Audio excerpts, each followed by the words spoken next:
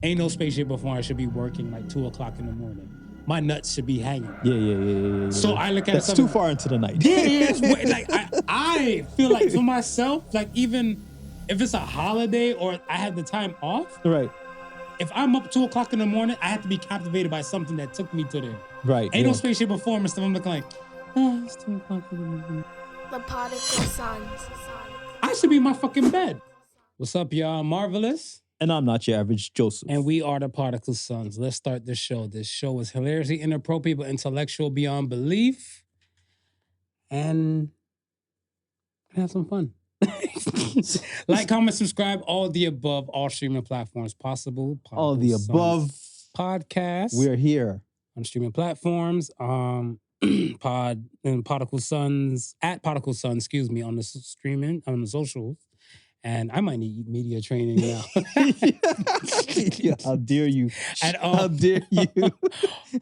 All marks and walks and stuff, whatever. You can search for the Pod Sons and stuff, whatever. Just put us in your Google searches or your Chat GPT searches. You'll find these two black men with great thoughts. So let's start the show. How you feeling today, man? I'm feeling good, man. I'm feeling good. See, unlike I can pick up and clean up behind myself. You can clean up and keep behind it pushing. yourself, yes. You know, you might lose the dribble, yeah, but you catch it again, and then you finish. Right before it goes out of bounds. You caught it before it goes out of bounds. You bring it in, lay it up. They're like, you almost lost it. But you brought it back. Yeah. What about you, Joy, this week, man? I dropped the interview with me and Clifton. We spoke about the Battle of the Beatmakers and then just like his whole journey to the whole thing. Yeah. So it's funny enough, I actually sat down. He was probably like one of the first people that I've ever sat down with when I started doing this whole camera stuff. I mean, even before like the Podical Sun stuff. Interesting. Yeah. So it kind of came like full circle again and stuff, whatever. Like it's kind of like from the beginning to where you are now. So is he like a benchmark? But the ill thing about it, right, is that the cameras, there was something wrong with cameras and it was very, very low quality. And it was that was like right before I switched over to the new stuff. So this is back then? This is way back then. Yeah. So then I think I had the footage for a while. It's on one of these drives, and I had the audio for a while. But I was like, you know what? Everything's changed now. I don't want it to put that out and it be compared to what everything else is. And I was like, yo, let's just sit down and do it over again. So that was maybe almost 5 years now from that point. So then just the other day when I was testing out the whole remote setup, I was like, you know what? This is cool. I know you haven't had time to come by the studio. Let's see if we could just chop it up online. I had just finished the one with Blue. Right. With the whole AI and music. Right. That reminds me, Blue at some point is going to be back because AI has leaped and bounced since we last talked again. I feel like fuck around. We might have to have a segment with Blue catching the whole world up with and here's in Blue, Blue's Tech Corner. Blue's Tech. You're right. We might have to have a Blue's Tech Corner for real because we joked about it just on that last podcast that I did with him. He's like, yeah, this is like probably 2.5. I gotta come back and do number 3 over at the Suns. So yeah, I mean, so right after that was just the whole getting the information on the Battle of the Beatmakers right before they do the Insta Festa. So that's coming up. And who's the who are the main guests in these ones? No, it's just Clifton talking about the whole Battle of the Beatmakers experience and then just him growing up in Toronto and kind of the inspirational trip that led him to saying, okay, he's gonna now do this competition. Okay. And then we touched upon like from like who are winners, from past winners to who's still in the industry now doing things. And that was coincidentally, Drake's first performance was at one of his shows. Oh yeah? Yeah. Oh wow. Yeah. So yeah, man. It was cool. I gotta check it out. I didn't get time and stuff, whatever. Yeah. I might have a little bit more leeway with time tomorrow, but I'll check it out and stuff, whatever. Happy Thanksgiving to the Canadian folks. Happy Thanksgiving. You're probably coming back from your long weekend and stuff. You're looking like, what the fuck? And the American folks, I don't know in Trump's world if you guys still are getting Columbus Day or not. Yeah, or not. If you're not and you're working, heart goes out to you like Celine Dion. But if you're off, welcome back from your long weekend. I mean, Columbus was sort of like a colonizer, wasn't he? Si, senor. Yeah, so he might get back his day. Well, yeah. He might get back his day the way things have been moving. Yeah. We'll see. We'll see. We'll see. For me, this week was a good week. I got to see so many faces I haven't seen and spoke to and stuff, whatever, in a while. Yeah, okay. Some like damn near all walks and stuff in between, trying to handle to and fro's and rigmaroles and everything and stuff, whatever. But it's good, and the conversation and dialogue and stuff is still there with a lot of people, and I appreciate that. And then like they know, as a now conversation again targeted to me now, whatever. And they're like, "All right, podcaster, what do you think about this?" Right. And like, so if I said something that somebody didn't like, they automatically reverted it to like, these podcasters, they say these things and stuff like that, whatever. So I was looking like, yo, you know what? I'm not walking with that title and stuff, whatever. I'm having conversation like, there's no microphones here. Yes. I said that. We're conversationalists. Exactly. And I look at it stuff as not everybody can be a conversationalist. No. Right? It's just that I want to say we are blessed with the ability, I want to say natural ability, but yet refined with training behind it. Yeah. To get to where we are and stuff right now. Cause like, like certain people out there, they need media training. AI, Al Iverson. So, but yeah, that's not here nor there, but he's still a GOAT. Yeah, but just some people just need more media training than others. Yeah. When then this is a natural ability that we kind of honed in. Right. It was just good to see the faces and like to hear the words and all the above. And we covered a lot. And I kind of treated every conversation, because leading into the Thanksgiving weekend, as okay, we're having Thanksgiving dinner talk. We can talk. Right. What do you guys want to talk about? And now that we'll get to that in a little bit after the polls. Okay. Well, that's dope. It was dope though. So I want to say I did this for friggin' since Wednesday. Okay. So Wednesday. And was it all planned, or was it just that the schedule just seemed to just coincide that you were able to connect with so many people? It was just weird like that. Like I want to say when the Wednesday I was done, right, doing what I had to do and stuff, and I'm like, you know what? I'm gonna just go home and just kind of marinate, because I was like, I didn't want to go somewhere and spend like unnecessary cash that I didn't need to. Remember I told you, right, October, I want to hone in and hustle hard and stuff and get my money up even more and everything like that. So I was like, I'm gonna just chill. But then an invite came up. Okay. And then when the invite came up and stuff, it was like to touch base, and then you're like, oh, this person.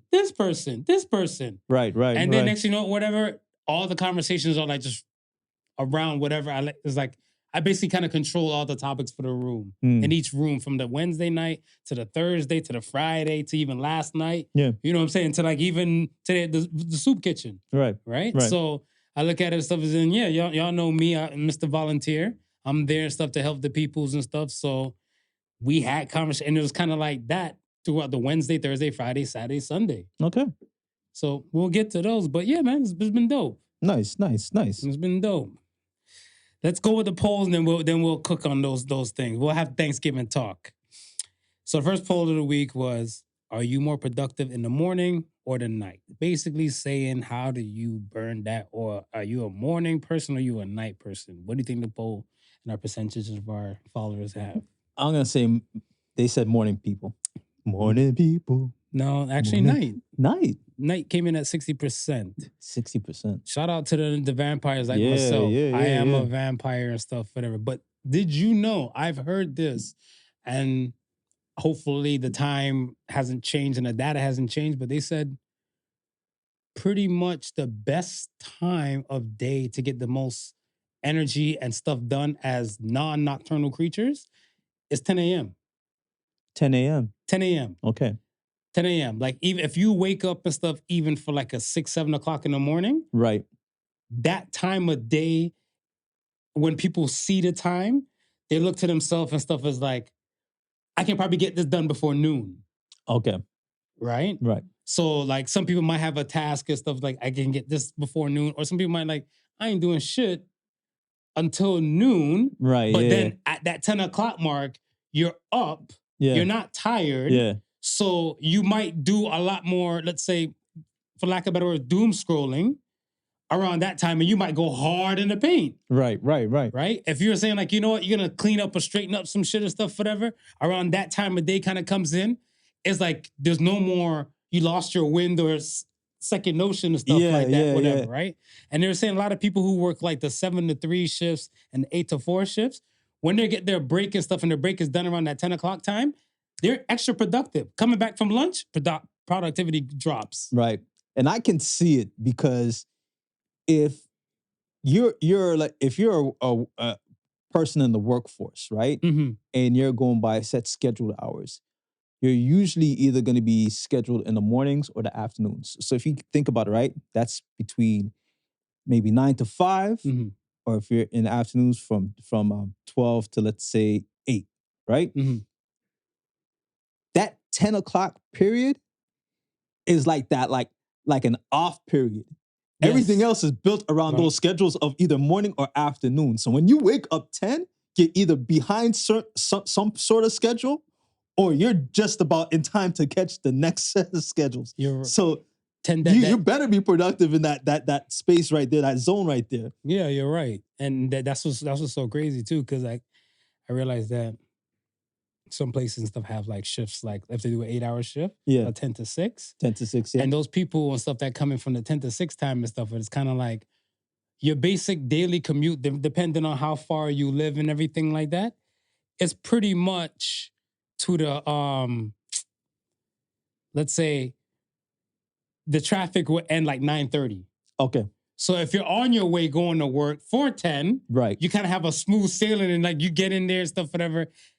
I don't know if you're going to kick your feet up and stuff, but it's kind of like, nah, fuck it. You woke up probably decent time, had a cup of coffee, cup of Joe, chilling, you're vibing, get ready to go to work and all that. And like, yo, it's a vibe. And I looked at it, I'm like, you know what? When I first like start working, let's say this, when I was in the pharmacy, all right, we'll say this.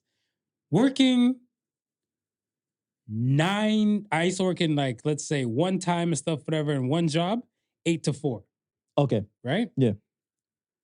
I went to another job, fresh off graduation, till it was 9:30 to 5:30. I felt like a corporate man, right? I was like, all right, cool. I promise you, my vibe was different. Yeah.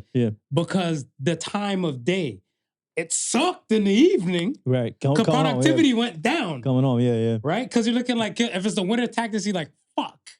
You leave, it's dark. Yeah. You know what I'm saying? Yeah. It's like, it's not safe time. Like, I don't know what I'm saying. It just doesn't feel safe because, like, you know, by the time you get home or you even get a grocery store or something like that, you're just down. Yeah. But that morning piece, what? Couldn't talk to me. My drive, I'm in the car singing Hollywood. Listen, man, that whole psychology is what they made you. They switch us up and gave us some daylight savings time shit. They make sure you're productive within these Arcadian rhythm hours. Thank you. But it, you know, just thinking of that, you know what I mean? Just that 10 o'clock piece where you're sitting in, because you're right. You might have just skipped traffic, or you're rushing out to beat traffic because you know it might be an extra little rush around that noon hour. Yeah, that 11 o'clock time. Yeah. But it's crazy, man. Even a coworker of mine, we were talking the other day, and she's like, when she was back home in India, okay, right? She was saying, I think the work day starts at like 10 to like around, so it's like 10 to 6. But she's like, a lot of people were like, just like, you know, hang out for like maybe a few more hours because of the whole traffic situation. So by the time 8, 9 comes around, they'd have done to the local bars, and now they're ready to, the local whatever. Now they're ready to leave through whatever method of transportation because it's so much lighter then, right? Yeah. So it's like the productivity. If you're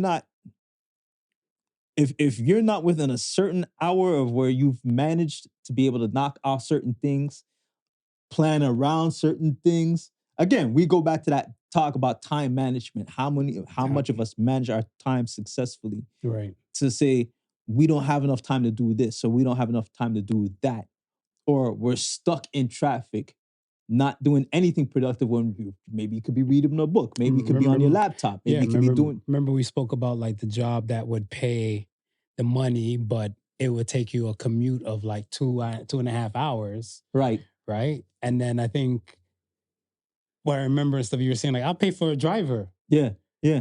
And I'm like, you pay for a driver? And then when you said it, it's like a light bulb went off and said, Eureka. It's like, yes, because if someone else is focusing on the driving and everything like that, look how much shit you can get done in the back seat.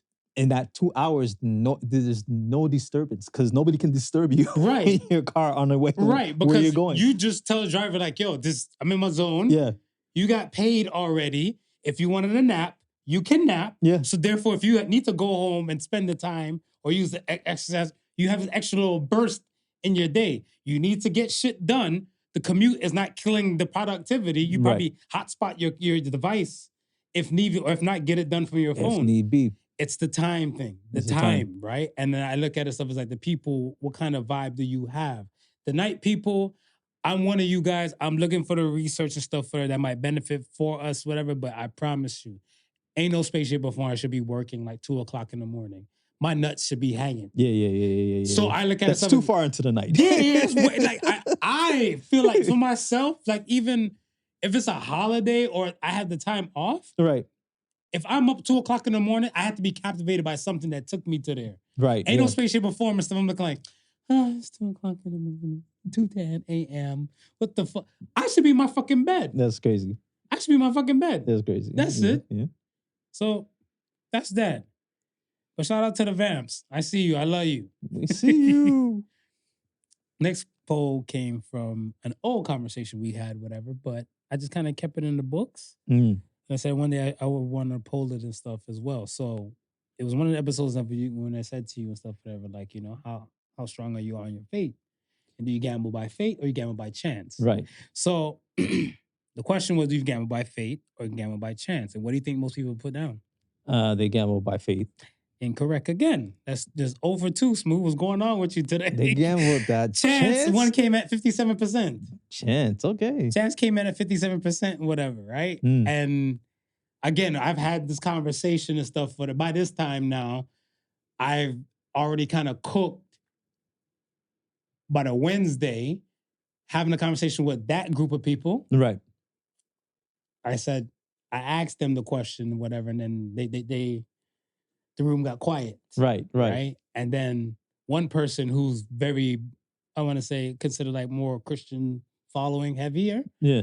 Said like, God is not for you if you gamble in general. Right. Either you have faith in him or you don't. Right. So if you're looking for the lotto, that ain't it. Right. You're looking for a racetrack or a pony, that ain't it. Right. So that means those people gamble by chance. So now the room is swayed now, whatever, right? And I was like, that's a good answer. I was like, Smooth and I didn't say it like that, but I like that, whatever, right? So now motherfuckers is like, hold on. I'm not a heathen. Whatever, right? I was like, what's going on? You good? And then to the person who said, like, who was thinking about the chance thing and stuff, whatever, they were looking like, we take chances with our life. Yes, we have faith in God, but we take a chance by just walking outside our door. Right. So I look at it stuff as I can pray as much as stuff before I go to my bed and before I wake up out of my bed to leave out that door. And next thing I get ran over in my own driveway, whatever, right? Right. I'm like, So it's like a tennis match going on. And they cooked and they're looking like, the podcaster started this problem. I was like, you just mind my own business. I told him, mind my own business. I was like, that's old news to us. It's an old topic to us and stuff, whatever. I said, to be honest, I was like, yo, you're going to gamble by chance. Right? But I'm like, I said, I'm not as devoted and stuff as you are and stuff, whatever, to a religion. I'm finding my way on my walk and stuff like that, right? I'm going to go with the chance population. You're heathen anyway. It's like, this is from a woman too. You know who you are. I love you. I love you if you get to this episode. If not, you're part of these jokes. But I looked at it, so I was like, damn. I'm shocked they said by chance. I'm shocked, man. Yeah, nah. no. Chance is here, man. Yeah, Chance is here because I guess. And But I like what the first two is sick, but because I can tell you the amount of people who be gambling with God. Come on, God. Come on, Jesus. Come Sweet on. Jesus. This lotto ticket. Oh, the dice one's like, come on, baby, these new pair of shoes, God. Sweet Jesus. And just let the bones roll. And I see it, and I was like, damn. I'm like, okay. But we was having fun. That was good. Yeah. So now we're here now, whatever. All right. Right. So 57% said 57% chance. said chance. Okay. Not mad at the energy. Not bad either. How you ready now? I'm ready. All right. So we had Thanksgiving talk, like I said, amongst the different groups that I had.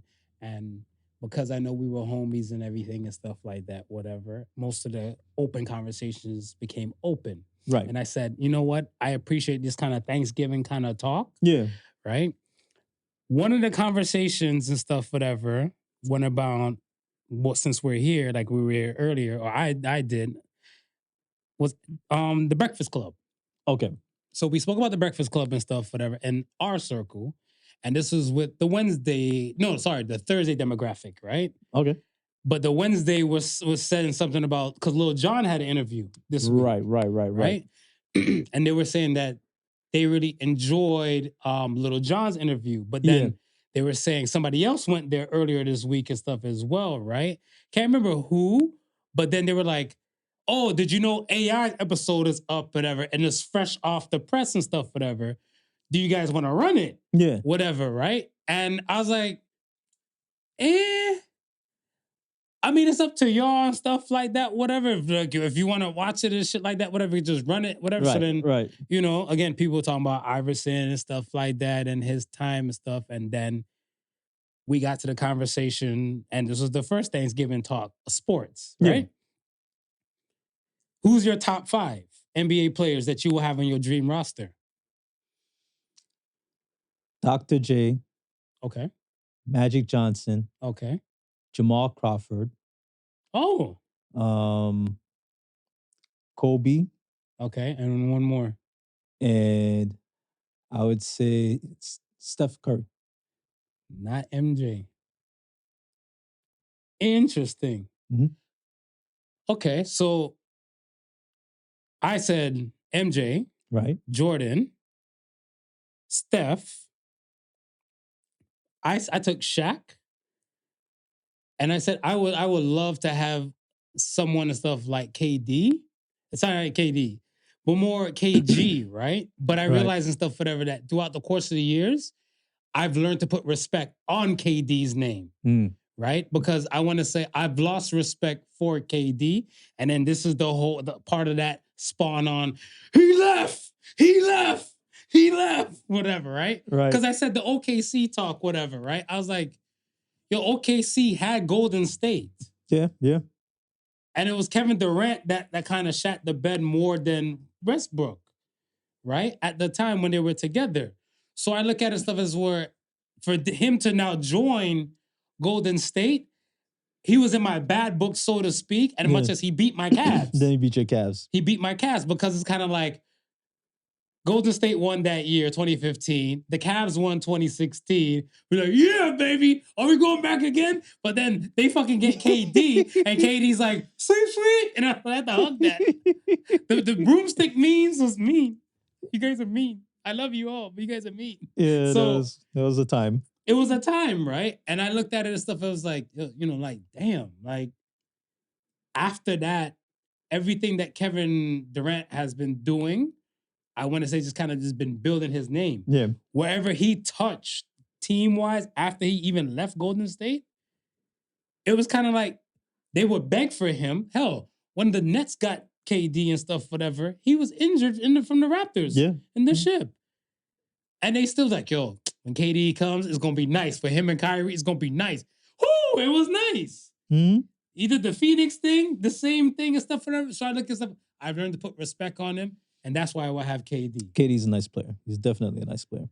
Then they start talking about LeBron. Then they start cooking up LeBron's hairline. Oh my god. Then they start asking and stuff, whatever. How come he hasn't gone to Turkey yet? Whatever, right? How come he hasn't got the Turkey yet? What's going on? I feel LeBron is not a baddie. Okay? He's not a baddie? He's not a baddie. I feel like everything LeBron has is all natural. Do you agree to that or no? I Because there was a beef in that room that night. I agree to that. So, and I looked at it and I was like, yeah. So then everybody's like, one person is like, you guys are kind of fucked up having this conversation when Allen Iverson is right there on the screen. I'm like, I didn't tell you guys to run Iverson on the screen. You guys ran it on your damn self. Right. Whatever. They're like, y'all not throwing Iverson. One person's like, yeah. I was like, Steph Curry, Allen Iverson. They're like, nah, Steph. I'm like, shut the fuck up then, man. Steph. Shut the fuck up. Steph. He's like, yeah, but no one can see. I'm like, and then part of the interview kind of cooked later, and then AI said, Allen Iverson said and stuff, whatever. He's like, you know, I always feel like I'm a champion without winning a championship ring, whatever, right? Right. I'm like, this is your GOAT? This is loser talk. Yo. Yeah, I guess you were out for blood. Yo. So they kept jabbing, and then they started talking about other players and everything and stuff like that. But then, yeah, again, then we spoke about other things with AI and everything like that. And we were just hoping that more players that, let's say, from the past, Right. not just like, I want to say like straight stars, but more players from the past like would come up and talk about the ones who weren't that great and what they could do with some of their funds as a real conversation, right? Because remember, was it last year or the year before when the NBA caught a few people doing fraud? Yeah. For like benefits and stuff like that and everything. I'm like, AI is his endorsement deals and stuff, whatever, will get him checks for like forever. Right. Right? What about the people and stuff, whatever, like that? Yeah. What are they supposed to do to survive and stuff for them now that the league is done? Because like Allen Iverson, all they thought about was basketball. And now they realize at the time getting in, this basketball thing or this basketball money can help my mom, my family, my peoples, make me wealthier and everything like that, whatever. But then now, career is over. Right. What do? We seen one NBA player, I think it was, I don't say J.R. Smith, but I feel like it's J.R. Smith with the wife saying like she's making OnlyFans content. Yeah. Oh, not J.R. Smith. What's his name? Joe Smith. Is it Joe Smith? Joe Smith. Is it Joe? Yeah, Joe Smith. Yeah, his wife saying about she has to make OnlyFans content because he's broke. Yeah. And like that real conversation we need to kind of have. Look at Delonte West on the street. Yeah. That he came up in a conversation that night. I think it's now changed. Just but after that era where they really started capping in all the rookies who are coming in the league and basically giving them like these, I wouldn't necessarily say, well, maybe courses on how to like manage their money and so forth, because that was the talk, right? Like so many of these rookies were going broke. And a lot of it is you're coming into the league, you're the rookie, you're getting the rookie treatment. Right. You got to buy team dinner and that niggas is eating 6-7 steaks on your dime, right? It's like, how do you escape that route? When you don't make as much money when you as don't make them. as much money as them, right? Why are you going out and buying all these millions of stuff? You're buying your house on your first paycheck type of deal when you don't know what's going to happen to you next season, right? So it's like a lot of focus has been on just kind of basically training them. But for majority, it's a little too late, man, because you're right. Like that era of ball players that we grew up with, but balling was my hobby, is the quote. I can't remember who did that song, but balling was my hobby. That the term balling comes from like these players spending their checks on outlandish things and not saving for that rainy day that's coming up. That's coming around the corner. That's sometime soon. And a lot of these investments, you have to be working at a high level to keep the payments coming in for some of these things. We were talking, because I was telling him about the money and stuff that I said. Jordan was great. Right. Jordan will always be a goat of mine and everything and stuff like that. Jordan had a gambling problem. Yes. A public gambling problem that people know and stuff, whatever. And then much less, we were talking about the Chicago home, the 23, Right. right? We're like, imagine he wasn't that, right? That house is already setting you back. But because he is who he is with that Jumpman logo and everything like that, Yeah. he can afford to say, you know what? I'll live somewhere else until this bitch is sold. Yeah. And this bitch took forever to sell. Yeah. Right? So I'm looking at stuff like, okay, let's give him like a budget of, let's say, yearly, everything will tap out and stuff, whatever, for about 10 million as 10 an million? NBA player. As NBA. Then now your run is done. You got this big ass house you cannot sell. Cannot sell. You have to pay for two places at once. It's crazy. And you know what I'm saying? That's so I look at crazy. the stuff as like, yeah, we always talk about the greats and stuff like that, whatever. And I always look at it stuff as like, no shade to like them, but it's more of us than it is of them. Yep. The non-greats. Yeah. The people that just made it to the leagues and stuff, whatever, right? Like the Rick Smiths and stuff. I'm not shitting on Rick Smiths, whatever. You know what I'm saying? Like, No, you good, Rich. You know good. what I'm saying? Like, you made it. You made it. Like, you made it. But okay, we'll say Big Country. Big Country. Big Country. He opted out to be out. Right. Whatever, right? And he's doing what he does and stuff like that, whatever. And he just probably thought at a time, because I heard he had a story, because he bought farmland Yeah. and some other things and stuff like that, whatever. But it's kind of like, yo, balling wasn't his hobby. It wasn't his hobby, right? And if we're to probably take a poll Mhm. of the entire league from the beginning to the end, Mhm. those who are in it and have a substantial amount of income, he's probably going to be top ranking. Very true. Because if not, he would have been cut. He would have been cut. Taught the things. He's probably top ranking in it as far as the money earners because of what he did. Okay. So I'm not gonna mention a person's name, but we'll say this. Do you know, like I know, I'm pretty sure I think you know, and people who will listen at home or listen wherever, they'll be like, who the fuck are they talking about? But you know of a quote unquote former Raptor, right? Okay. Because we're in Toronto. Mhm. You know of a former Raptor where it's just recently of the new school, probably played one or two games out of the whole recent seasons, past few years. We're not trying to give a specific season. Who they talking about? Who they talking about? I'm not going to do that to that guy and stuff, whatever, right? Right. I'll say the name and stuff when we're done. Right. Whatever, to give you a refresher, you'll be like, yeah, that one and stuff, Right, whatever, right?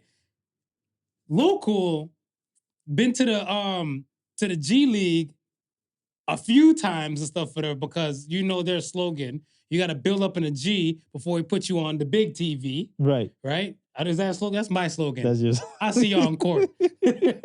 Remember this episode. But like, you know what I'm saying? That's how they always do to the G League players and stuff like that. Some are great in the G League and they don't want to come to the NBA or go to the NBA. Right. And that's fine. Right. I'm okay with that. This person couldn't wait to tell people, nigga, I'm on the Raptors. I'm an NBAer. I'm an NBAer. I'm an NBAer. I heard he bought condo. Mm. I heard he got baby mama. I heard Instagram looked kind of lavish. Mm. I'm not seeing playtime on TV. And I said, let me just wait. Just wait.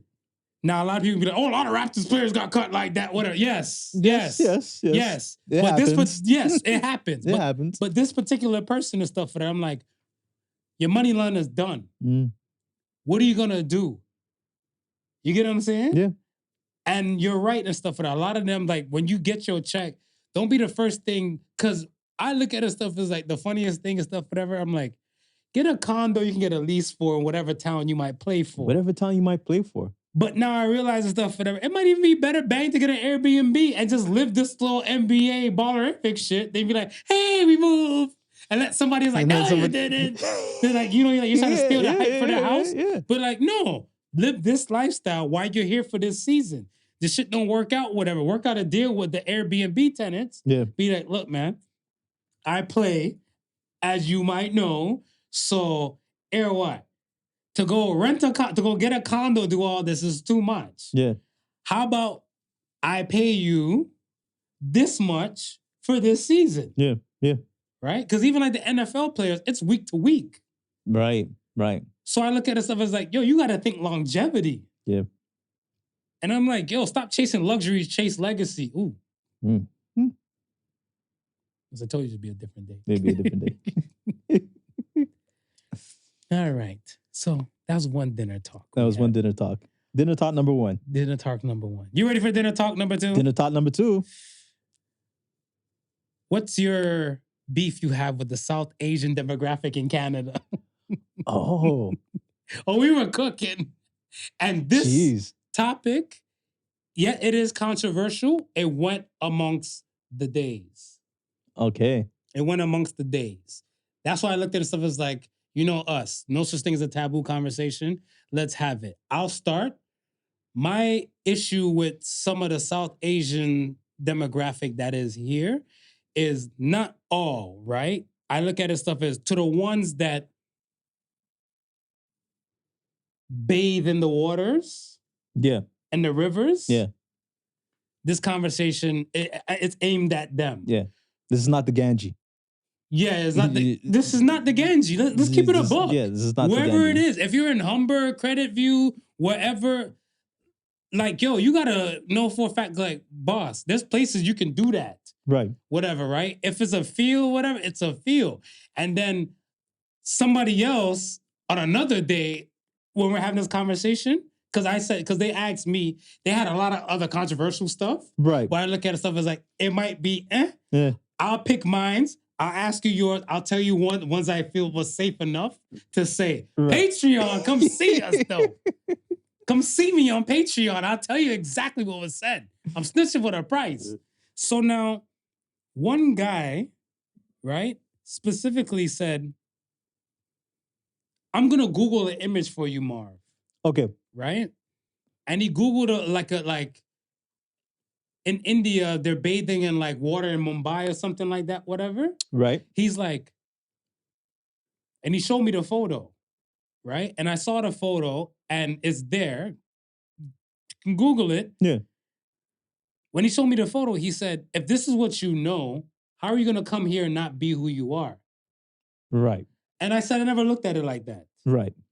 Right? But I do know for a fact that it's not where you're from, it's where you at. Yes. Because me being bred, born here, bred there, whatever, in America and everything like that, I can't come here like I'm ruling shit. Right. Think about if I was to run for prime minister and stuff, but the way I talk, they'd be like, he's not Canadian. Right? Right. And then now the conversation came up was when Trudeau was leaving office, right? Somebody was trying to run who was from that demographic. Right. And said they don't need to speak French. If I'm running for Prime Minister of Canada, I need to know how to be bilingual. Yeah, yeah. And French is that language. Yeah. That's very disrespectful for you to say you don't need to do that and stuff when you're coming to somewhere. You get me? Well, when I was posed that question, I was going to say the lack of respect for the culture. And talk about it, because I feel like. And again, it's not all of them, right? But it's no. But yeah, a certain set will come in, and again, like take what is they're bringing from their homeland, and not to say whatever you're doing is wrong in your homeland, right? But the culture is it's totally different here, and if you're coming here to be a citizen of Canada. You're not coming as a citizen of any other country but Canada. Correct. So then as a citizen of Canada, then you should be able to do a thing that Canadian citizens are doing. Bingo. So I dig that. And I said that, whatever, and one of the nights and stuff, like I said, I had these conversations and stuff like throughout the nights, right? This is one of the hot button topics and stuff, whatever, that rang through the days. Right. Right? I realized that a lot of non-South Asian Canadians have a problem with that group. And I look at it stuff as where and I saw a video and stuff, right? I saw a video where there was a British Indian descendant. I seen the video. Yeah. Yeah. And he said, I don't know what you lot are doing in Canada, Yeah. but it's just like, yo, they hate us over there. Yeah. Why? Yeah. Right? He's like, in the UK, we're worship. They rate us. Yeah. We have prime ministers. Yeah. Yeah. We have prime ministers. We have mayors. They rate us.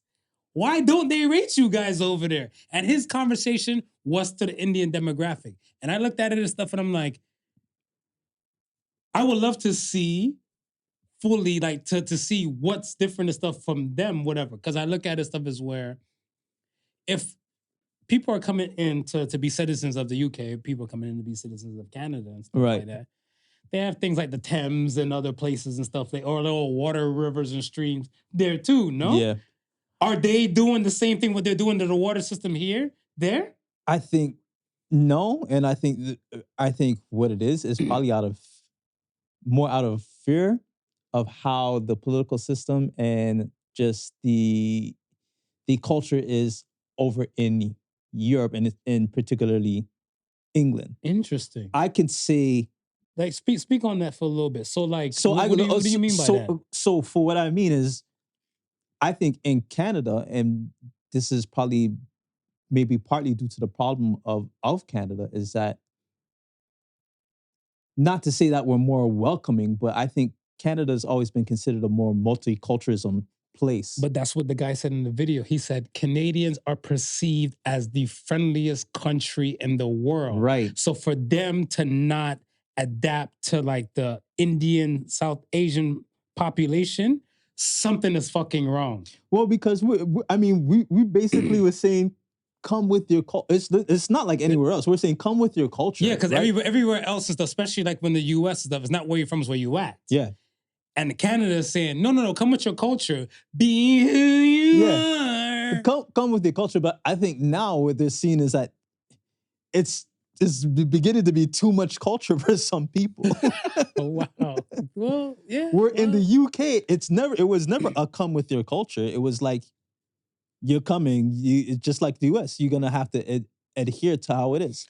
So go ahead. So with that being said, I think it was the fear, a fear of not being able to maybe express yourself how you usually express yourself, and it's just pretty much toe the line of to becoming a British citizen. And then that over the years of just that, this is how you're taught to act as you're coming in. You know what I mean? Like, conduct yourself this way, conduct yourself that way. Whereas in Canada, nah, man, we'll go bathe in the Thames, or we'll go bathe in the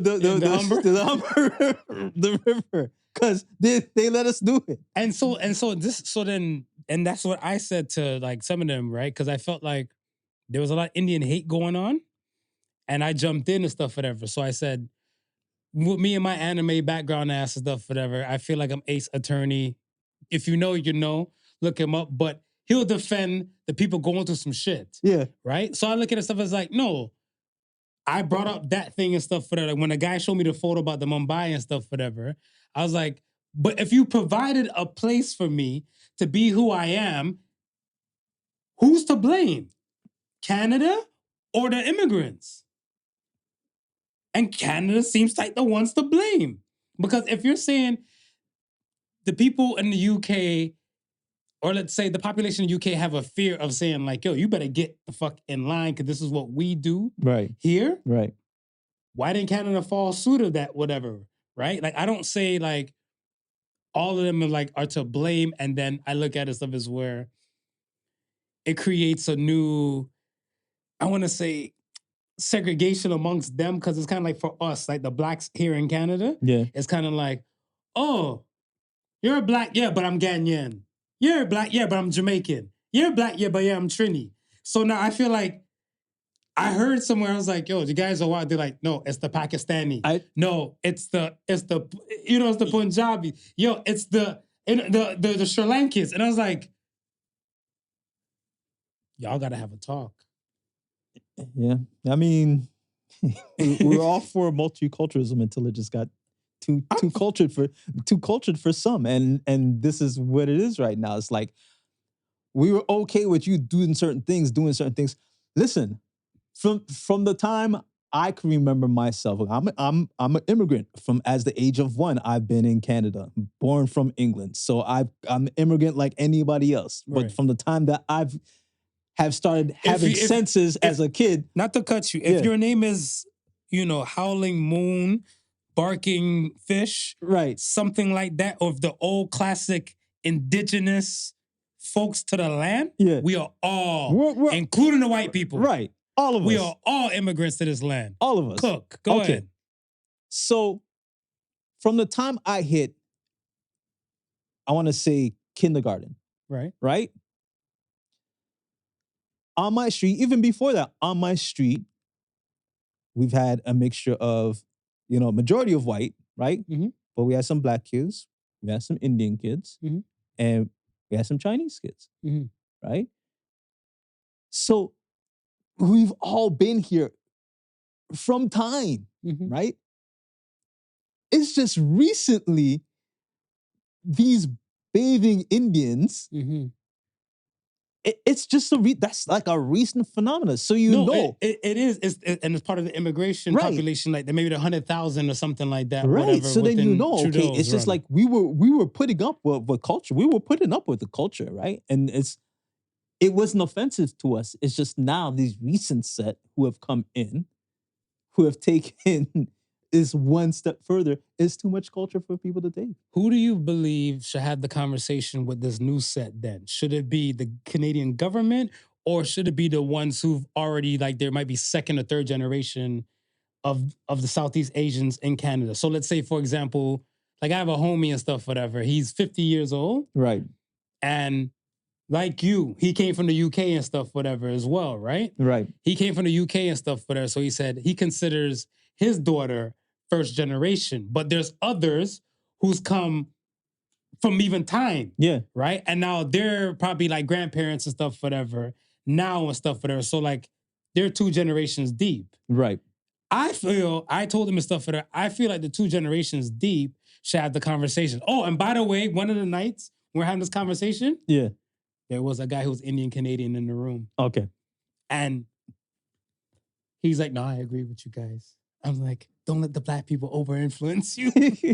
He's like, no. His parents say the same thing. Yeah, His parents is like, they've come here from the 70s. But it's what I'm saying. And they've been here from the 70s to like the late 70s to early 80s. And they've got in suit, they've got in line, even when they had to have their events and everything and stuff like that. It was never an issue. They were still doing their thing, but understood, okay, as also still doing our thing. There's certain things that we're not gonna do, and we're also gonna include and get ourselves included in the Canadian culture as well. And so it brings back. So again, one night somebody mentioned Don Cherry thing, right? With the Don Cherry about like how they they're coming in and stuff like that, whatever. I was for that was a Punjab hockey night. Yeah, I'm for that because I look at it stuff as where.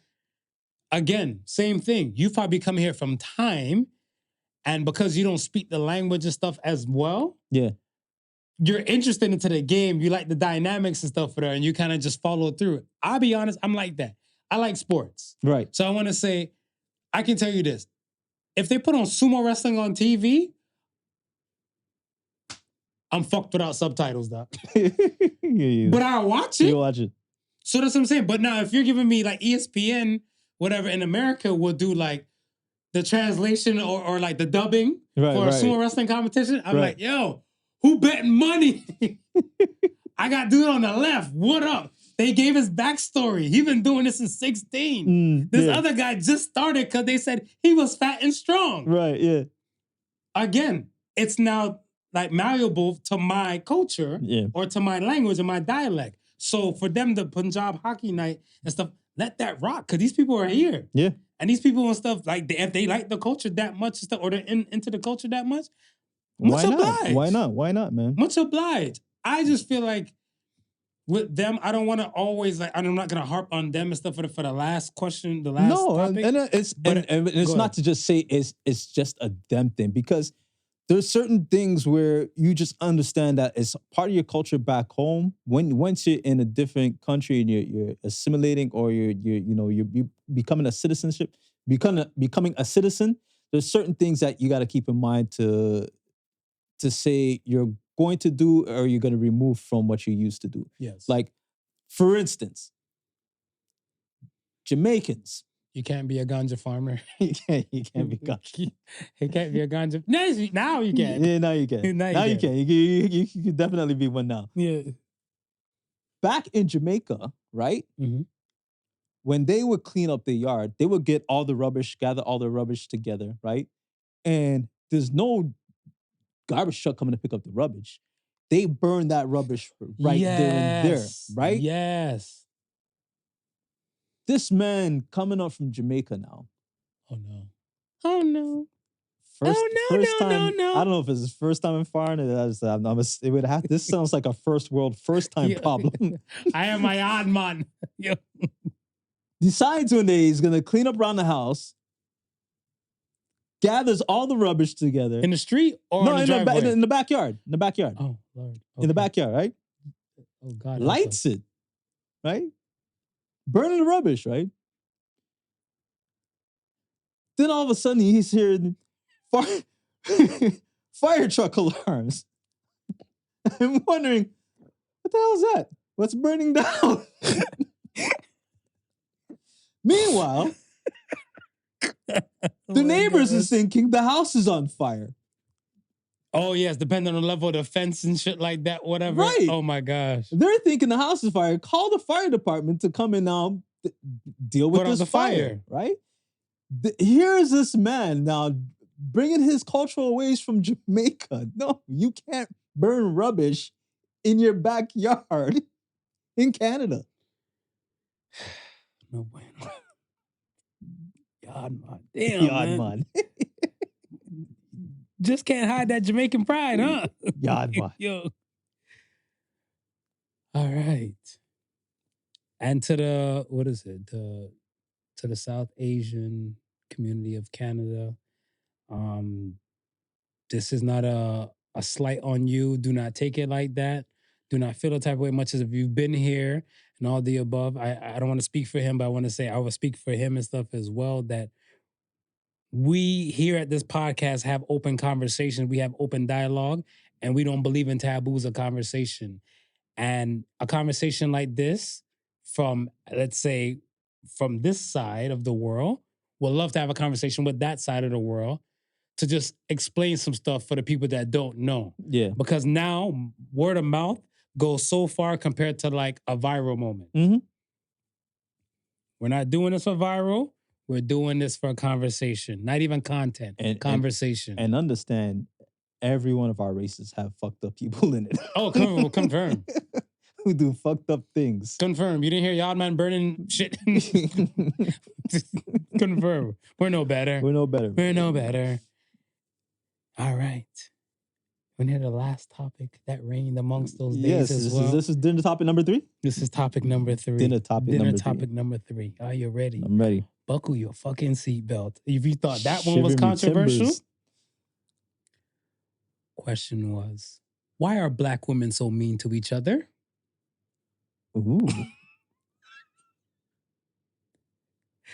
So let's start with education. Okay, let's start with that. You as a man now. Yeah.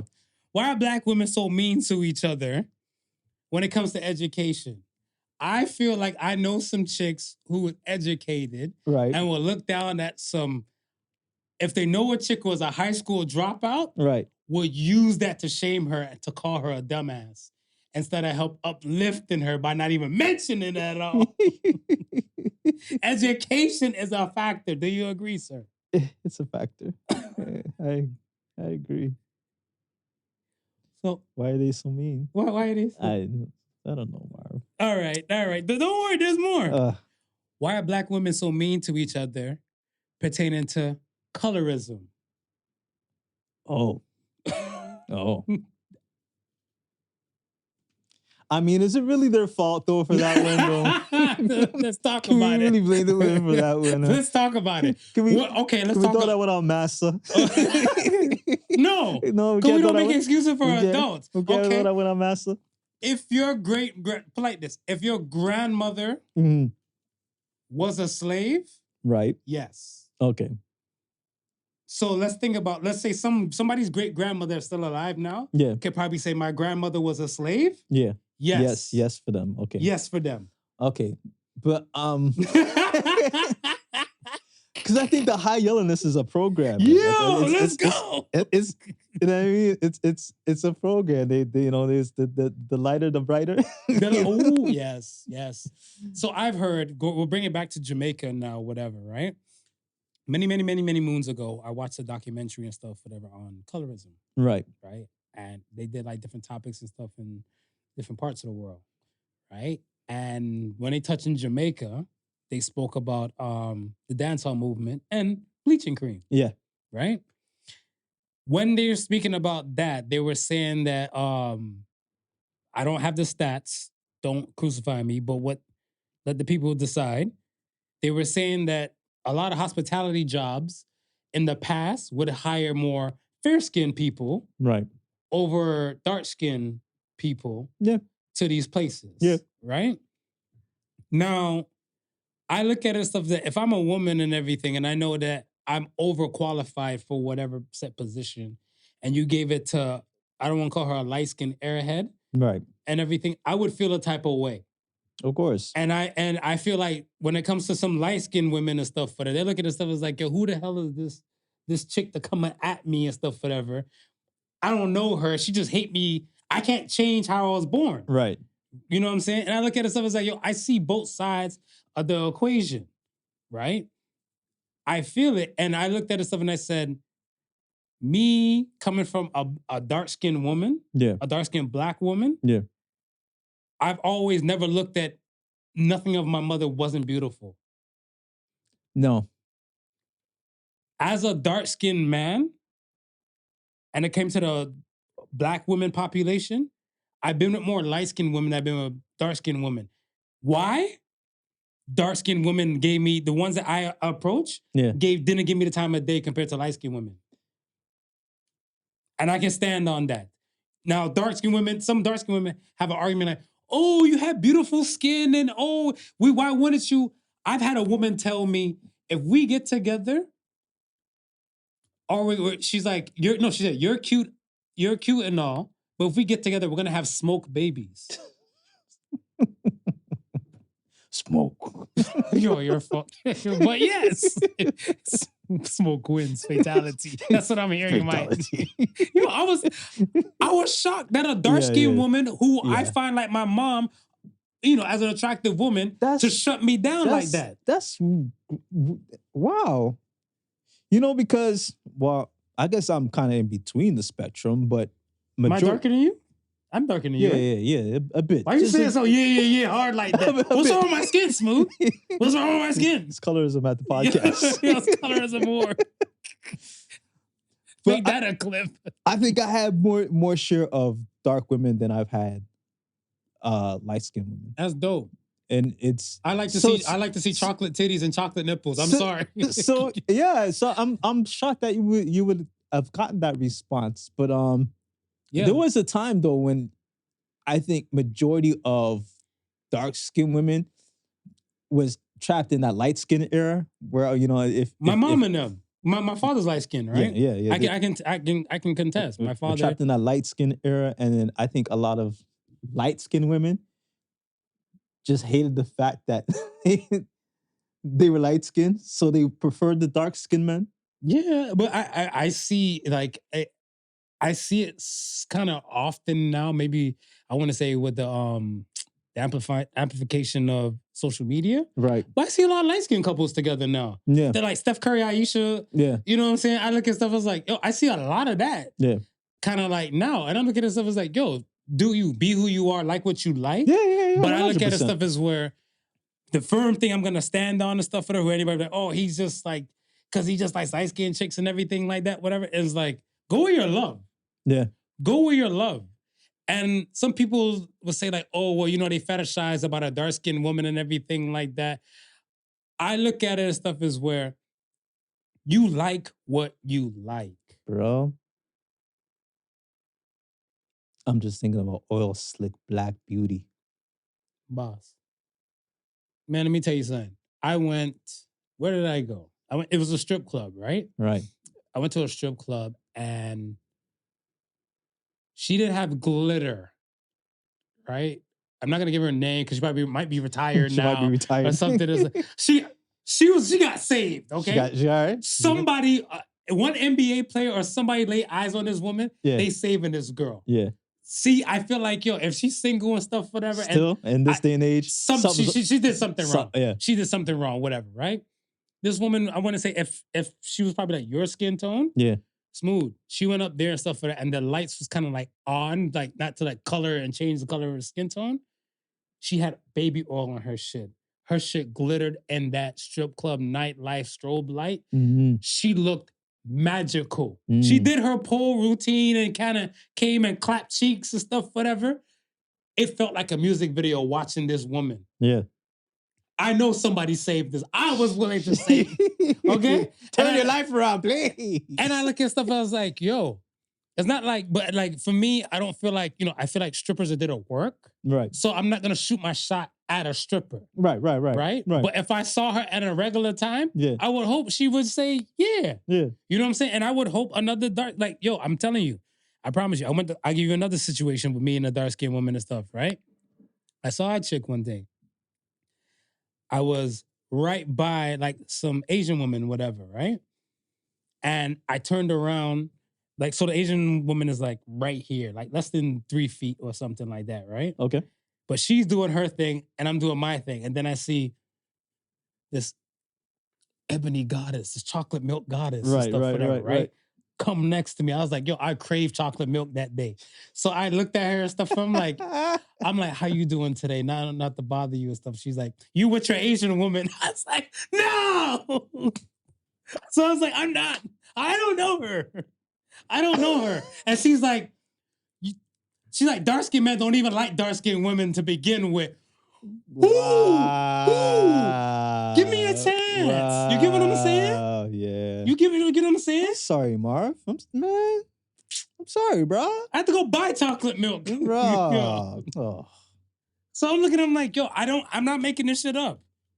If the women can see this face, remember those situations. Man. Remember those situations, though. I'm not lying. And that's what I'm saying. I'm looking at him like, yo, go where your love. Colorism. Why are black women so mean to each other? Money. She a broke bitch.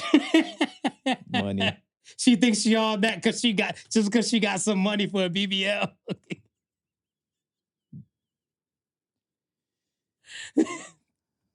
So you okay? That was some dinner. So how was the conversation? Because first of all, what's the table dynamics? So how many were women and how many were men? So let's say for example, the Friday, it was more Friday evening, little 1-2. Yeah. The Friday evening aspect of stuff, whatever, right? It was more like a little quick meetup kind of thing, like just like, oh, I'm in this area. I'm like, oh, I'm always, strolling past that area and everything on my little evening walks. Yeah. Right? So like, I bet, link, whatever, right? And then it's just kind of like, it became like a driveway type of thing, right? So that demographic and stuff, when it first started and stuff, whatever, it was with 3 black women. Okay.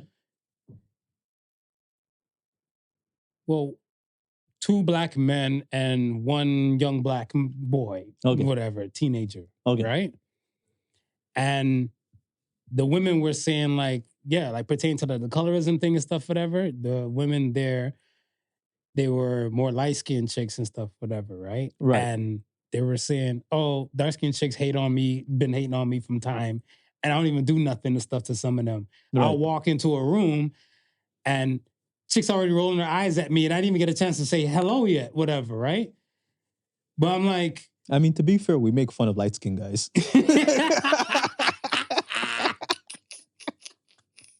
Wait, okay.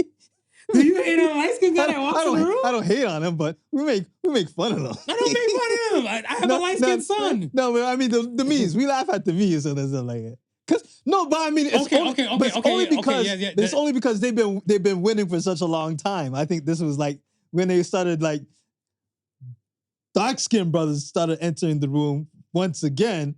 They got regulated to memes. We were laughing.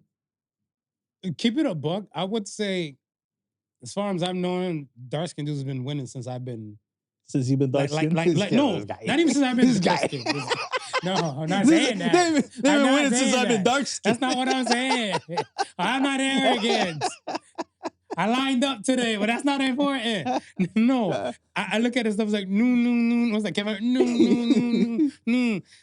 What I'm saying and stuff is that, like, for me, yes, there have been light skinned dudes throughout that time, but I always feel like there's been more dark skinned dudes that kind of just like overweight in my time. Right. Like for example, and stuff, whatever. Let's say if women love, I guess, a quote unquote thugged out man, Snoop Dogg was dark skinned.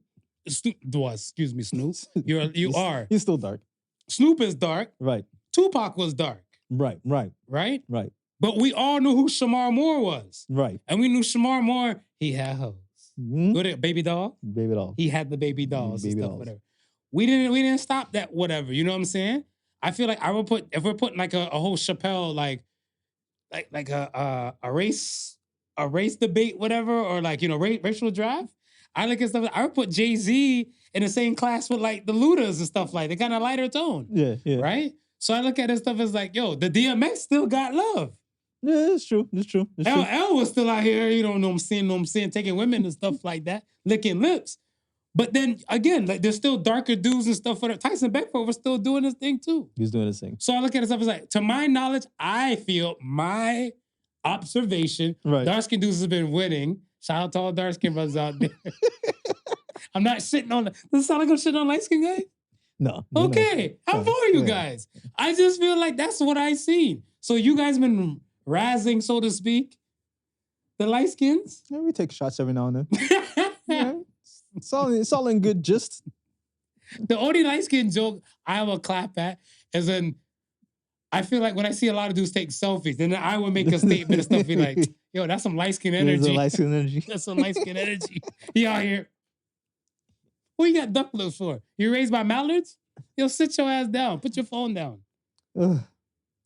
But yeah, colorism, money. The last thing and stuff was men. And I like how one of the conversations went when I brought up the men aspect, because the men aspect was from another conversation. So one night, it was about 5 black women, Okay. 2 black men, 1 Indian, 2 white guys, and 1 white woman, Okay. right? When it came to men, some women look down on women. Some black women look down on some women like, oh, you with this loser and da-da-da, whatever. Oh, he can't give you shit Right. about him and stuff like that, whatever. Then the conversation came up as side man. Were you ever a side man at a time? And then this is where we brought back to equilibrium and stuff, whatever, because there were some women that were side pieces. Right. And then, were you a side man before? I probably was. No, you know you were a side man. Unofficially. No. What are you, Cassie? Unofficially. I want to be an official side man. Are you tired? I don't know if you can ever be official that position, but unofficially, I'm pretty sure. You know, your side it was a sideman by proxy. By proxy. This is the funniest thing I've heard. People at home, please, I need to know, what the hell is a side man by proxy? Ask this guy. What is a side man? Sideman is, you're on the side. Right. Yeah. And what's a side man by proxy? Sideman by proxy means that you're the sideman on the side, but don't know that you're the sideman. So by proxy. Okay. How did you not know you were a side man? Oh, obviously, because she didn't tell you about her main man. I wouldn't put it as a side piece. See, I would put it as a side piece when you know. When you know. When you know. Okay, so when you don't know. So what are you when you don't know? Trying to win in life. I'm gonna butter it up like that. Yes. Yes, hater. Yes. Because I look at this stuff, it's like, yo, think about it. If you like, let's say, bring it back to like your lady or something like that, whatever, right? Right. If you knew you were the only person, if you thought you were the only person pursuing her and stuff like that, your energy pursuing her is definitely way off the charts compared to like you knew that you had to compete. Right. Or would your energy be up higher that you know you have to compete? Because think about it, throughout our cultures and stuff, especially like R&B and dance hall and reggae and hip hop and shit, whatever, it's all about Mr. Stereo Girl, Mhm. right? So Mr. Stereo Girl has to know he's a side piece, not by proxy. Fuck you, by man. proxy. No. He's by proxy. No, he knows. He's trying to take the spot. LL, last week I saw you at the mall staring at the payphone about to make a call. Can you be a multiple side piece? You sure can. Yeah, you can. You sure can. Well, then you're a side piece by proxy at No. that. No.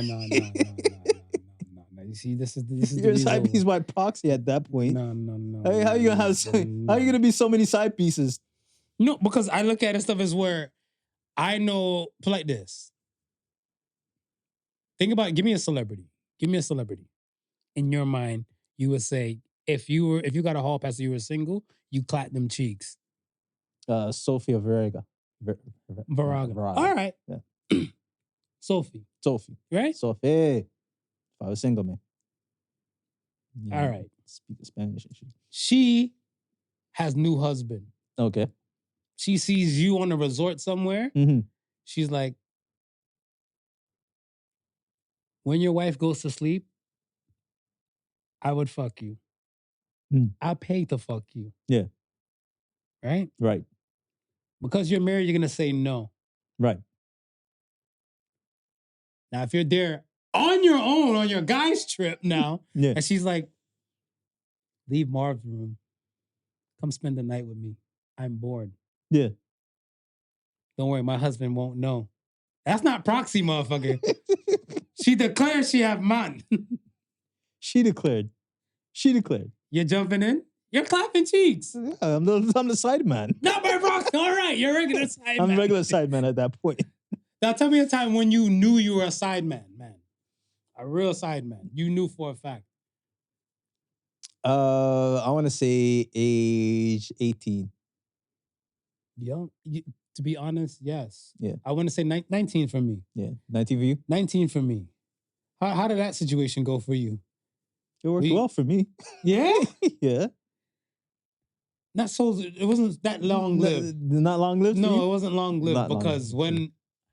when I realized and stuff, whatever, that like she had a man. Right.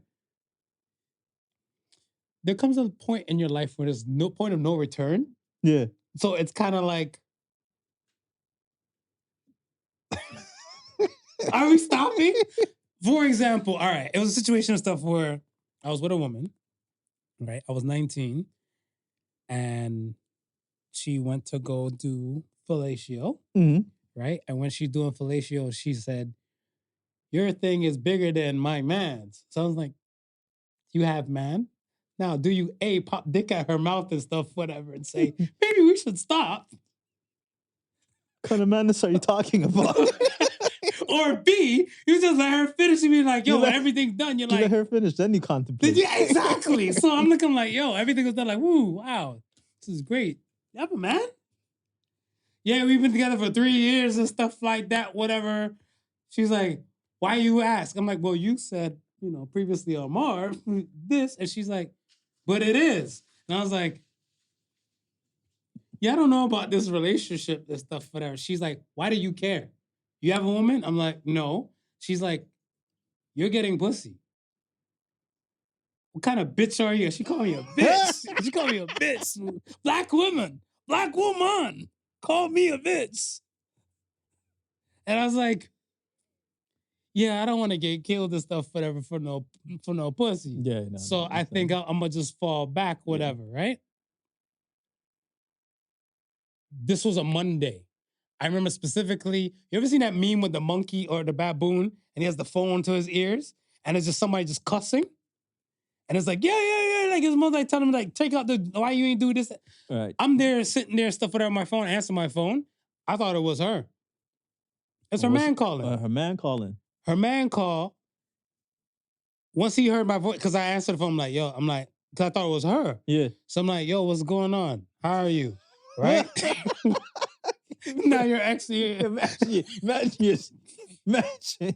the sideman asking you, how you doing? Yo, what up? What's going on, homie? What's good? How you doing?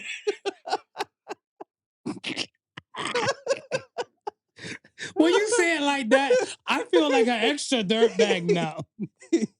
I'm sweating now. Oh my gosh. Did you wonder why his anger and animosity was probably at level 10 at that point? I can see it now in hindsight. I'm older. I know now we're discussing. You can't hear what you don't reveal. You can't hear what So you now don't I'm healing and learning from this, whatever. So now back to the convo now.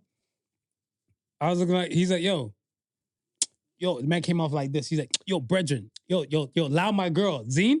Allow my girl, Zine. Yo, you American guys always just come across the border and stuff, want to kind of fuck our girls and stuff, whatever, right? Yo, I'm gonna push my gun in your face and stuff, whatever. Yo, allow my girl, Zine. So I'm there now. Yeah. I was studying. I had schoolwork and shit, Right, whatever. right. I'm in the library, right? Because I'm like, she's like, oh shit. I was like, you broke up with your man? Because I told her, I'm like, ain't no way we fucking again unless you break up with your man. Right. So I'm like, oh, she broke up with a man? For me? I'm like, And then he's cussing me. So I'm just packing up my shit now in the library, whatever, and everything like that. I had a flip phone at the time, right? I dropped the phone. And I was like, shit, I'm trying to pick up the thing and stuff, whatever. And he's like, yo, where you at, brethren? Yo, I'm coming to shoot up the place, whatever, right? So I was thinking like, the whole library's on lockdown. So the chick next to me now, she's like, oh my God, right? And I was looking like, I'm sorry. So I'm like, yo, I hung up the phone. I'm just trying to leave because she done heard this shit now. Yeah. Whatever, right? Me too at the time. I had do-rag on. I'm in the library, chilling like I'm in the hood, but I'm just studying. He fits the description. I fit the description back, right? Still fit the description now. Right. The guy blings off the phone again. I put the phone on vibrate now, whatever, right? Right. I had to open it up, hang it up, then go to vibrate and turn it off. You remember the phone, man? You gave me that phone. You know that phone. That bell phone. Cut the check bell. So then I'm like, yo, what the hell? What the hell? So I finally put it on vibrate now, whatever, right? Right. The notification going off of voicemails. The man's flooding my voicemail box, whatever, right? And I was looking like, yo, I got messages and stuff like, yo, she told me where you live and stuff, whatever. Yo, I'm coming out, I'm shooting the blood clot place up tonight, whatever, right? So I'm looking like, holy, I broke up with her. This is crazy. So I was like, this is crazy. Yo, I'm like, I broke up with her because I found out there was a you. You're right. So I was looking like, I gotta have a conversation with this guy now, whatever, right? But I'm looking like, do I call him now? Or do I wait for him to call me back to cuss me out? Yeah. No, right? Because by that time I left the library, I'm on the bus heading back now, whatever. Right. This is now voicemail number 6.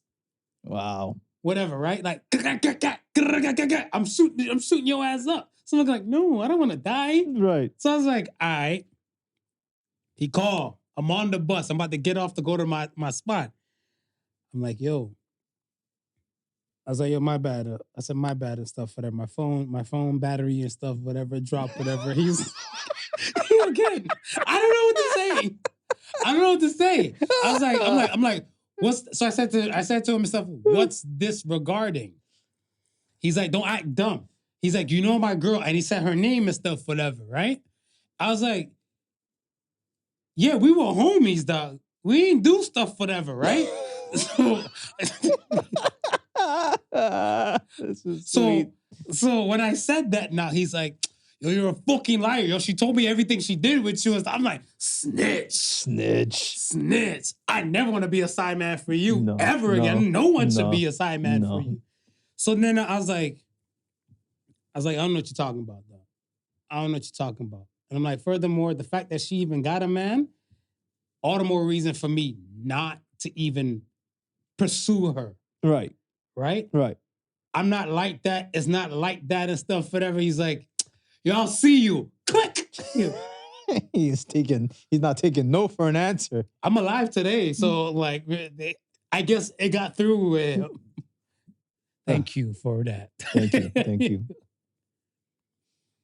All right. You want to get to the question of the week now? Let's get to the question of the week. Question of the week. Do you believe everything happens for a reason? That statement. Everything happens for a reason? Yeah. No. Same. Why? I think there's a like a general direction that things go in, Mm-hmm. but within that direction, I think you're still allowed choice, and your choice determines what your outcome is. So what about the ripple effect, right? Let's say, for example, all right. A father's choice is to, I guess, molest his daughter. Right? His choice is to molest his daughter and stuff now, whatever, right? She went through the situation and stuff when she was in her youth. Yeah. And let's say she ended up, I'm gonna say, did Aretha Franklin, I was gonna say, but you know Aretha Franklin's story. Right? But like, let's say even something similar and stuff to that, whatever, where like this cause and effect took place earlier in her life, and it's from his choice. From his choice, yes. Right? It had a ripple effect and changed her trajectory and stuff, whatever, on people. But then again, it came out in her music. Right. People would say everything happens for a reason for that. And I'm not a fan of that. So I look at it as stuff as where the choices thing and stuff, whatever, it wasn't her choice to, you know, for something like that to happen to her and stuff like that at a young age. Right? I feel like everything does happen, that everything does not happen for a reason. I look at it stuff as where action, reaction, cause and effect, this is prevalent and stuff in my world and stuff too. That's why I like how you went that route. Yeah. The only difference is for me is that I look at it more, everybody has their own story. Yeah. And other stories or the thread of fate, that's what they kind of call it too and stuff, whatever. I get like, it's just that like our paths end up crossing over. And I want to say there's things and stuff where we get bested by people and stuff. Let's say if you got scammed by somebody just like in public or something like that, you know, like people the card games or something like that and stuff, whatever. Your world never interacted or intersected with a person like this before until this time and stuff, whatever, right? Right. I look at stuff as where they bested you, they screwed you out of this money and stuff, whatever. You still have a lesson to take from that. Yeah. Because you have to know for a fact that this should never happen again. So even if like, and I'm saying this and stuff, whatever, and like people, they're going to come at me anyway, but we're here. But I'm like, you don't want certain things and stuff to happen to you and stuff like that. But then your goal in life is to prevent the bad from happening again. Right. That should be your overall goal. That should be your overall lesson or things you should work towards and stuff like that. So if you're broke, you should work to never being broke again. Yeah. Right? If you were a victim to somebody's, you know, essay, you should work hard.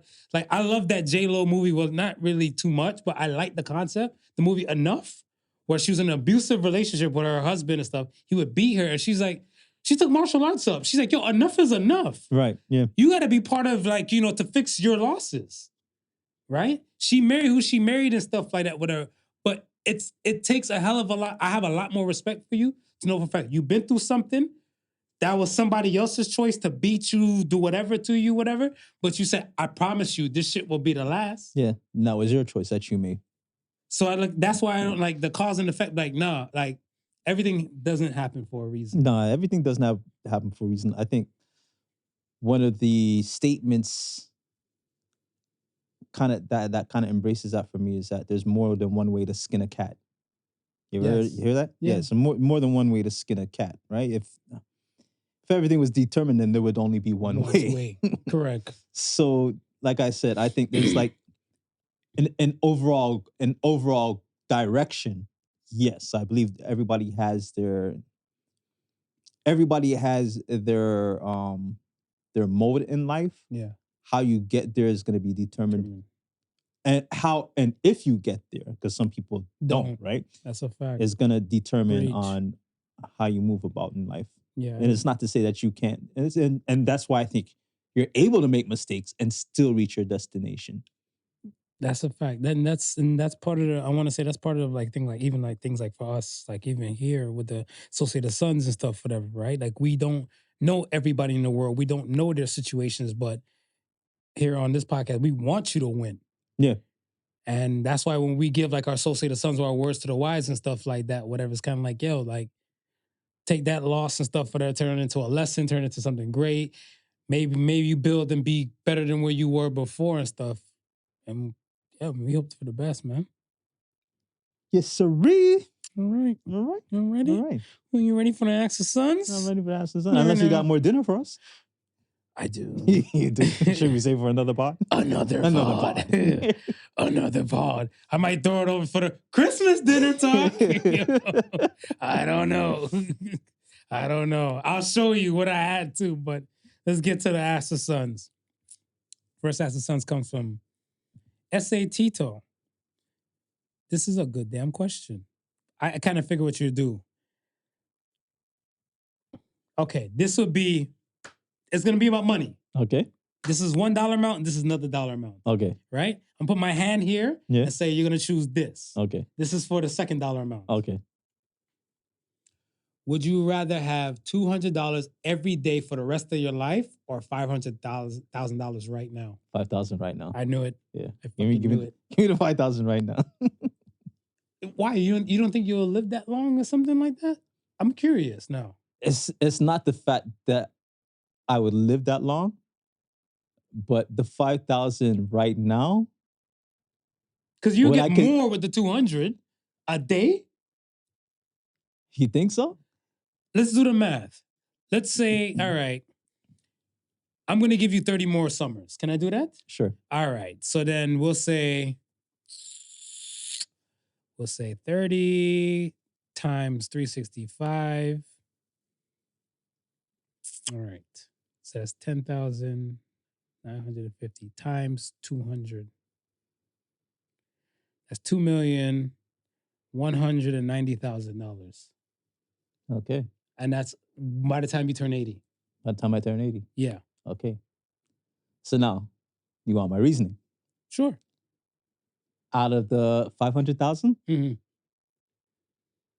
I'm going to find some sort of investment that's going to pay me $200 a day, and then have that $200 a day reinvested into whatever other investments that I possibly can. I like that. So I may not get up to the amount of money of, let's say, a 500,000 waiting every day for the $200 to be able to invest that type of money to do that. Mm-hmm. But if I get it off the top, then I can flip it and do it the other way around. I like that. S.A. Tito. I like what he said. I looked at it as stuff. I see it both ways, right? I see it both ways. I look at it as stuff as where, and this is where I like where we always champion the financial aspect and the financial talks. Right. Over here as well. Because I look at it as stuff as where I think you and we had a brief conversation about compound interest. Briefly. Yeah, like a little light conversation about compound interest and stuff, whatever. And looking like, no, you need to make these money moves and stuff, whatever, for you so you can have more time for you. Yeah. Like I look at it stuff as what you're saying is without a doubt. Because think about this. I looked at it stuff as where could you live off $100,000 a year? I could. All right. You even use the compound interest and stuff of like the 400 or even $250,000 and let that sit and marinate, whatever, and just constantly just pinch at your money and everything like that, or even lock it in for a year. Yeah. And always pay yourself that money and stuff for that. You know what I'm saying? So I look at the stuff as like the $500,000 and stuff is the best choice. Would be the best choice. But I like the conversation though. Next question comes from Converse-Queen. Is Oprah Winfrey considered a good or a bad person to you? To me, I would consider her a good person. To me, I don't know Oprah, but I do know some of the the things that her name and her brand is behind. Yeah. And I'm gonna say on the no side because Okay. I think the school in Africa with the girls. Yeah. I think that right there, that wasn't the catalyst and stuff, whatever. You know my story, you know. I wrote to Oprah because my fourth grade teacher told me to and everything. Right. And You didn't get your car? no, it was a PlayStation. It was a PlayStation. Fuck you. Or was it? Or was it Super Nintendo? Something. It was something along It was those something. It lines. was in between when Oprah was getting big, going smaller. She's losing the weight. Right. It was in between that time and stuff, whatever. Mm. Because some people only see Oprah as she was small and stuff, whatever. No, Oprah was fluctuating at a time. There was fluctuating Oprah. It was around fluctuation Oprah time. Nah, man. But again, with the girls, that story kind of rubbed me the wrong way. Somebody else had this conversation with me when I told them about like I wasn't a fan of Oprah before, and they're like, "How do you hate on Mama Oprah? You're not black." You're not black. Yeah, you're Wow. not black. They're like, black people shouldn't hate on Oprah and stuff like that. You said Mama Oprah. Mama Oprah. Yeah. I'm like, oh, they talk different nowadays. Mama Oprah, Beyonce's internet. I was like, what? Beyonce got Starlink? Yo, I was confused. You're gonna see a lot of on Beyonce's internet. I was like, all right. So I don't hate on Mama Oprah. I just don't know her enough to consider her a good person. That's my answer. Last question comes from Peachy-Draya. All right. Okay. What, in your opinion, makes boobs attractive? What, in my opinion, makes boobs attractive?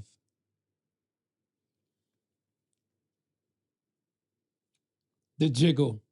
The jiggle? The jiggle. And I think this came from, you know why?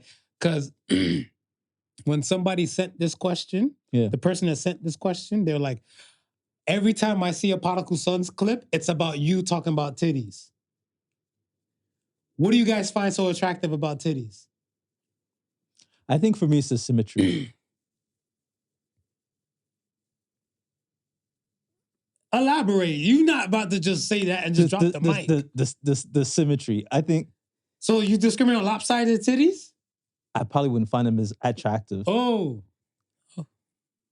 Some chicks probably in the mirror now. I'm still, no. Some chicks in the mirror now doing all of this. I'm still playing with them. Some chicks in the mirror doing all of that. But I think the symmetry, I find. You're cool. Find attractive. I think for me, I don't know. I just and I was always one of those suckers of like the Wonder Bra thing. Suckers. Pun intended. Yeah. Yes, this is true. I heard something that if your man has a headache, pop a titty in his mouth. Like if your woman, like if you have a headache and stuff, whatever, how are you still going through Chronicles if your woman got her titty in your mouth? She's like, think about if like you're having sex and your woman just pops her titty in your mouth and stuff, whatever. The world just seems like a brighter place. You hear a lovely day come up in your head. A lovely day. Yo, I look at this stuff as what for me, I think, and I really and truly do believe that it's the jiggle. I just like to see breasts jiggle. Now I look at this stuff as where, ladies, am I larking? Am I looking? No. I treat it like glancing at the sun. You look up at the sun, you're like, it's a good day. You're not staring at the sun. Stare at the sun. You can't stare at the sun. So I'm not going to be staring at you and stuff, but I'm be like, it's a nice day. The jiggle on and just keep it pushing. Keep moving. That's it. Yeah. So the Wonder Bra thing, I had a homegirl. She was with her homegirl, and they showed me the lie. They took there's Wonder Bra and there's Miracle, right? And I think Miracle's like even a fuller type of look. Right. The Miracle's the padded bra? Is that Okay. But wait for it. These motherfuckers do Inception. The witchcraft the women do, whatever.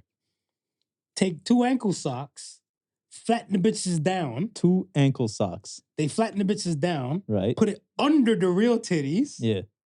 Right? Yeah. Then put the Miracle Bra or the Wonder Bra on. Yeah. Gives it like a push out and stuff like that, whatever. Then they contour the makeup with the chest and the cleavage. Yeah. So now the real titties are jiggling if they're moving because they're not hosted properly and stuff, whatever. So like, oh, silly me. Yeah, Tittygate. Tittygate. So thank you. Tittygate. Yeah. Tit talk again on the Podical Sons. Uh, Oh yeah, that's what they're gonna label me as, the titty man. And believe it or that's not, okay. That's okay. it's okay. It's but okay. It's okay. I feel like I'm more of an ass man. You're more of an ass man? I'm more of an ass man and stuff for it. But I understand. I can appreciate a good pair. Yeah. I can appreciate a good pair. They're never gonna let me live down No, the they're not titties though. I'm pretty sure I might get more DMs on that in my future. But yeah. We are here. We're here. We're here at the end. We finally made it. Mama, we made it. Yes. So say the Sons this week. You ready for this? I'm ready. So say the Sons this week says, step on the path of your personal legend and start walking. So says the Sons. I didn't use map, I use legend because, we're doing legendary shit here every day, all day. A map is just a map, but I feel like when it's taking you to where you need to be in life, it has to be a legend because everybody's personal story should be legendary. I like that. Yeah.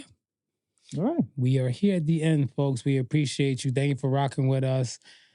It's not all controversial talk. It's just real talk. It's not all controversial. And this is what the people like to talk about and stuff at the dinners and everything like that, especially leading into it. If your Thanksgiving was like this or you guys have more questions. I was about to say, if you got a dinner conversation starter. Send that. Yeah. Send that. Why not? Send that. We'll put that on the Patreon. I'll say it for you. Well, once again, folks, thank you for listening to the Podical Son. Like, comment, subscribe to all of the above. And yes, thank you for listening. And remember, the difference between genius and stupidity is that genius has its limits. And dinner talks do not. Peace and love. The Podical Sons with Not Your Average Joseph and Sofa King Marvelous.